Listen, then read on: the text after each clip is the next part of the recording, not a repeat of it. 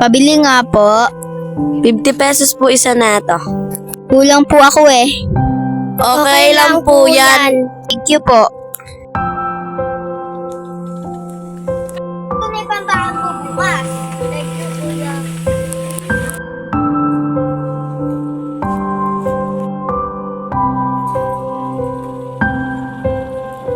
Okay, class. Makinig kayo sa akin. Ang announcement ko sa inyo bukas walang pasok. Pwede na mag-recess.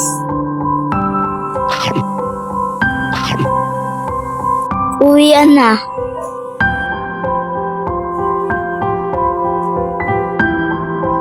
Kuya, nahulog yung pera mo.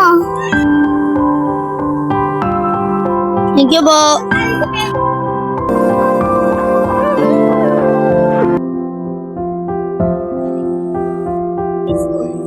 Meron po tumulong